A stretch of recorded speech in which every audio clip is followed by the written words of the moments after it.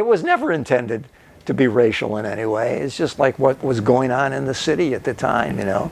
And obviously, you know, the Spanish-speaking community has tremendous influence in Los Angeles, you know. And to ignore that, you know, as a news guy, you're really not doing your job, I don't think, you know. Another great story you covered, which brought this subculture to my attention, was Asian gangs. To me, you were the first investigative reporter to cover Asian gangs and the violence. Can you talk about that subject? Yeah, I mean, the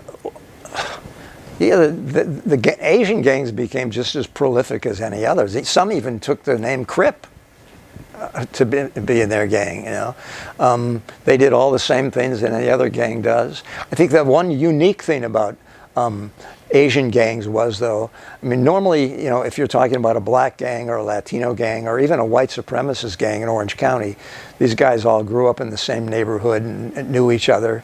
I lost my thought again, what we were talking about with the Asian gang. Oh, one thing that's very different about the Asian gangs opposed to black gangs or white supremacist gangs or Latino gangs is they had a lot of crossover socioeconomically. Like normally, you know, if you're going to a Latino neighborhood, everybody's, you know, lower class, lower middle class, or middle class, and the same thing in black neighborhood. But you would have kids in San Marino that were living in mansions, hooking up with kids who lived in like a trailer in Rosemead or something, and they were all coming together in the same gang, which was very different. You know, it was much more inclusive in their economic and social group, you know, and you didn't see that in any other gangs, you know. How are you made aware that there's a growing Asian gang culture at the time? That's a good question.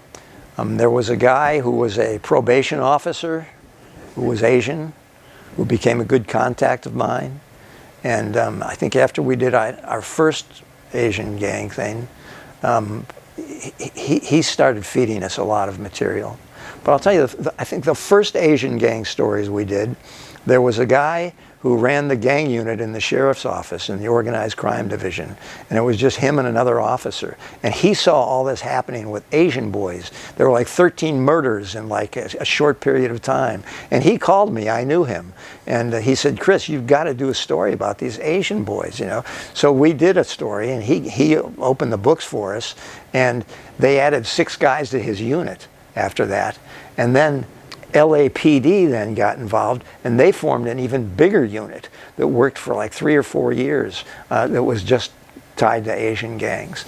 And they put a lot of those guys in jail, and I think that they retarded the Asian gang movement a little bit at that time, you know. But I say you never completely wipe any of this stuff out.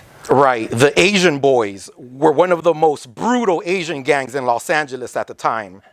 I believe they started a trend called doming, which was they'd walk up to your enemy and shoot them in the head, point blank range. Do you recall that? Yeah, they were really brutal. I think, you know, these were guys that actually trained.